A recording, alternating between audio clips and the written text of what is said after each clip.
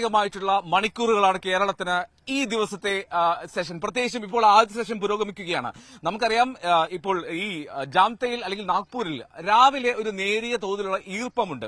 അത് ഈ പേസ് ബോളർമാർക്ക് നേരിയ തോതിൽ ആനുകൂല്യം നൽകുന്ന ഒരു സാഹചര്യമുണ്ട്. അപ്പോൾ ആദ്യ സെഷനിൽ പരമാവധി പിടിച്ചു നിൽക്കുക എന്നുള്ളതായിരുന്നു കേരളത്തിന്റെ ലക്ഷ്യം. അത് ഏറെക്കുറെ വിജയിച്ചു എന്ന് വേണം പറയാൻ. അതായത് നിലവിലത്തെ കേരളത്തിന്റെ സാഹചര്യം അത് ഒട്ടും മോശമല്ല. കേരളം അത്യാവശ്യം നല്ല ആധിപത്യം നിലനിർത്തുന്നുണ്ട്. പ്രത്യേകിച്ചും വിദർഭയ്ക്ക് വേണ്ടി കളിച്ച് 2 തവണ വിദർഭ ചാമ്പ്യന്മാരായപ്പോൾ ആ ടീമിൽ അംഗമായിരുന്ന ആദിത്യ സർവാദെ, നമ്മുടെ അതിഥി താരമാണ്. ആദിത്യ സർവാദയുടെ 79 റൺസാണ് ഇതിൽ ഏറ്റവും നിർണായകമായത് എന്ന് പറയാം. ആദിത്യ സർവാദയും സച്ചിൻ ബേബിയും കേരളത്തിന്റെ ക്യാപ്റ്റനും ചേർന്നാണ് 107 റൺസിന് 3 വിക്കറ്റ് എന്ന നിലയിൽ നിന്ന് കേരളത്തിനെ 4 വിക്കറ്റ് 170 എന്ന നിലയിലേക്ക് എത്തിച്ചത്. അതായത് 63 റൺസിന്റെ കൂട്ടുകെട്ട്. അത് വളരെ നിർണായകമായിരുന്നു. പ്രത്യേകിച്ചും രാവിലത്തെ മണിക്കൂറുകളിൽ വിക്കറ്റ് നഷ്ടപ്പെടാതെ സൂക്ഷിക്കുക എന്നുള്ളതായിരുന്നു ഏറ്റവും പ്രധാനപ്പെട്ട കാര്യം. അത് നിലനിർത്താൻ കേരളത്തിന്റെ തന്ത്രങ്ങൾക്ക്, പദ്ധതികൾക്ക് സാധിച്ചു എന്നുള്ളതും എടുത്തു പറയണം. എന്നാലും നിലവിൽ 4 വിക്കറ്റ് നഷ്ടത്തിൽ 206 റൺസ് എന്ന നിലയിൽ ബാറ്റിംഗ് തുടരുകയാണ് കേരളം. കേരളത്തിന്റെ അക്ഷയ് ചന്ദ്രൻ ഇന്നലെ പുറത്തായിരുന്നു. രോഹൻ കുന്നുമൽ റണ്ണെടുക്കാതെ പുറത്തായിരുന്നു. അക്ഷയ് ചന്ദ്രൻ 14 റൺസാണ് എടുത്തത്. ആദിത്യ സർവാദയാണ് ഇന്ന് നഷ്ടമായ വിക്കറ്റ്.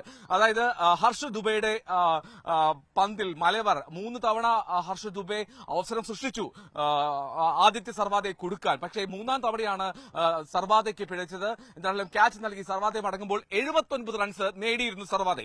അതാണ് ഏറ്റവും പ്രധാനപ്പെട്ട കാര്യം. അപ്പോൾ ആ ആദിത്യ സർവാദയുടെ പ്രകടനം നിർണായകമാണ്. ഇനി നമുക്കറിയാവുന്ന പോലെ രഞ്ജി ട്രോഫിയിൽ വിജയികളെ നിശ്ചയിക്കുന്നത് ഒരുപക്ഷെ മത്സരത്തിൽ ഫലം വന്നില്ലെങ്കിൽ, അല്ലെങ്കിൽ മത്സരം സമനിലയിലായാൽ, ഒരു ടീമിന് ജയിക്കാൻ സാധിക്കാതെ മത്സരം സമനിലയിൽ 5-ാം ദിനം പിരിയുകയാണെങ്കിൽ അവിടെ നിർണായകമാവുന്നത്, കിരീടം നേടുന്നത് 1-ാം ഇന്നിംഗ്സിൽ ലീഡ് നേടിയ ടീമാണ്. അതിനാണ് കേരളത്തിന്റെ ശ്രമം. ആദ്യ ഇന്നിംഗ്സിൽ 379 റൺസിന് വിദർഭയെ ഓൾ ഔട്ടാക്കിയ കേരളം ഇപ്പോൾ ആ ലീഡ് നേടാനുള്ള പ്രയത്നത്തിലാണ്. ഏറ്റവും പ്രധാനപ്പെട്ട കാര്യം, ഈ കൂട്ടുകെട്ട് നിർണായകമായിരിക്കും. പ്രത്യേകിച്ചും സച്ചിൻ ബേബിയും സൽമാൻ നിസാറും. സച്ചിൻ ബേബി ഇപ്പോൾ 43 റൺസുമായി ക്രീസിൽ തുടരുന്നുണ്ട്. വളരെ ക്ഷമയോടുകൂടി തന്നെ ബാറ്റ് ചെയ്യുന്നു. 5 ബൌണ്ടറികൾ നേടിയിട്ടുണ്ട്. അപ്പോൾ പോലും സച്ചിൻ ബേബി ക്യാപ്റ്റന്റെ ഇന്നിംഗ്സിലേക്ക് എത്തിക്കഴിഞ്ഞാൽ കേരളത്തിന് ആ നിർണായകമായിട്ട് ലീഡ് നേടാൻ കഴിയും. സൽമാൻ നിസാർ ഈ ടൂർണമെന്റിൽ ഉടനീളം മോശമല്ലാത്ത രീതിയിൽ പ്രകടനം കാഴ്ചവെച്ച താരമാണ് സൽമാൻ നിസാർ. നമുക്കറിയാവുന്ന പോലെ ക്വാർട്ടർ ഫൈനലിൽ സൽമാൻ നിസാറിന്റെ പ്രകടനം നമ്മൾ കണ്ടതാണ്. ഒരു സെഞ്ചുറിയും ഒരു അർദ്ധ സെഞ്ചുറിയും. അപ്പോൾ സൽമാൻ നിസാറിലും വളരെ പ്രതീക്ഷയോടെ നോക്കുന്നു. ഇനി സൽമാൻ നിസാർ ഒപ്പം ജലൽ സക്സേന ബാറ്റ് ചെയ്യാൻ എത്തിയിട്ടില്ല. ജലൽ സക്സേനയിലും നന്നായി തന്നെ കേരളം പ്രതീക്ഷ പുലർത്തുന്നു. ജലൽ സക്സേനയും കേരളത്തിന്റെ മറ്റൊരു വിലപിടിപ്പുള്ള അതിഥി താരമാണ്. അപ്പോൾ പ്രതീക്ഷ നിലനിർത്തുകയാണ് കേരളം. വലിയ പ്രതീക്ഷയാണ്, വലിയ സ്വപ്നമാണ് നമ്മൾ മുന്നോട്ട് വെക്കുന്നത്. കേരളം രഞ്ജി ട്രോഫി എന്ന ആ സ്വപ്ന കിരീടവുമായി നമ്മുടെ നാട്ടിലേക്ക് ഈ ജാംതയിൽ നിന്ന്, നാഗ്പൂരിൽ നിന്ന് എത്തുമെന്നുള്ള പ്രതീക്ഷ നമ്മൾ പുലർത്തുന്നു. ഉറപ്പായിട്ടും വിദർഭയുടെ 2 രഞ്ജി ട്രോഫി ജയങ്ങളിൽ നിർണായകമായിരുന്ന സർവാത്തേക്ക് ആ ടീമിൽ അവസരം ലഭിക്കാതെ പോകുമ്പോൾ കേരളം സർവാത്തയെ ശ്രമിക്കുകയാണ്.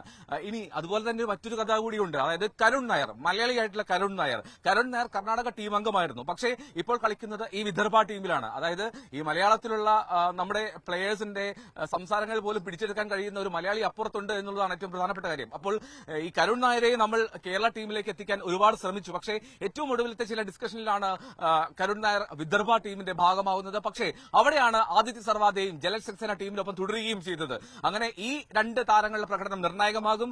ആദിത്യ സർവാദയെ ഇപ്പോൾ കേരളത്തിന് വേണ്ടി കാഴ്ചവെച്ച ആ പ്രകടനം വിദർഭയുടെ നെഞ്ചിട് പേറ്റുന്നു എന്നുള്ളതിൽ യാതൊരു സംശയമില്ല. അവർ സൂചിപ്പിച്ചതുപോലെ വിദർഭയ്ക്ക് ഏറ്റവും വലിയ കരുത്താകേണ്ട ഒരു താരമായിരുന്നു സർവാത്തെ പന്തുകൊണ്ടും ഈ ടൂർണമെന്റിലുടനീളം നല്ല പ്രകടനം കാഴ്ചവെച്ചതാണ്. ഓൾറൗണ്ട് മികവ് തുടരുകയാണ് ആദിത്യ സർവാദെ. ഒപ്പം ജലൽ സക്സേനയും. സക്സേനയുടെ ബോളിംഗ് മികവ് നമുക്കറിയാം.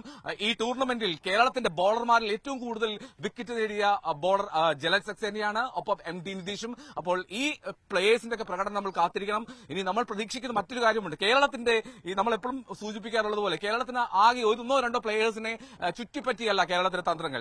കോച്ച് അമേ ഖുറേസിയ ഒരുക്കുന്ന തന്ത്രങ്ങളിൽ ഏറ്റവും പ്രധാനം ടീം ഗെയിമാണ്. അതിൽ ഒരു മത്സരത്തിൽ സൽമാൻ നിസാർ ആണെങ്കിൽ, അത് അടുത്തതിൽ ആദിത്യ സർവാദിയാണെങ്കിൽ, തൊട്ടടുത്ത മത്സരത്തിൽ മുഹമ്മദ് അസറുദ്ദീൻ ആവാം, അല്ലെങ്കിൽ സച്ചിൻ ബേബി ആവാം. അങ്ങനെ ഓരോ പ്ലേയേഴ്സും അവരുടെ ഭാഗം ഓരോരോ മത്സരങ്ങളിൽ കാഴ്ചവെക്കുന്നു എന്നുള്ളതാണ്. അപ്പോൾ ആ പ്രതീക്ഷ നിലനിർത്തുന്നുണ്ട്. ആ പ്രതീക്ഷയോടുകൂടി തന്നെ കേരളം ഇന്ന് വിദർഭയ്ക്കെതിരെ ആ ലീഡിലേക്ക് എത്തുമെന്ന് നമ്മൾ ആഗ്രഹിക്കുന്നു എന്നാണ്. നിലവിൽ കേരളത്തിന്റെ സ്ഥിതി അത് മികച്ചതാണ്. 4 വിക്കറ്റ് തന്നെയാണ് നിലവിലുള്ളത്. അല്പസമയത്തിനകം തന്നെ ലഞ്ചനായി പിരിയും. ആ ലഞ്ചനായി പിരിയുന്ന സമയത്തിന് ശേഷം ഉച്ചയ്ക്ക് ശേഷവും വീണ്ടും ബാറ്റിംഗിന് വലിയ ദുഷ്കരമാകില്ല VCA അല്ലെങ്കിൽ വിദർഭ ക്രിക്കറ്റ് അസോസിയേഷൻ സ്റ്റേഡിയത്തിലെ ഈ പിച്ച് എന്നാണ് പ്രതീക്ഷിക്കുന്നത്. നമുക്ക് ലീഡ് നേടാൻ കഴിയുമെന്ന് ഉറച്ചു വിശ്വസിക്കുന്നു ക്യാപ്റ്റൻ സച്ചിൻ ബേബിയും ഒപ്പം കോച്ച് അമേ ഖുറേസിയും. അപർണ.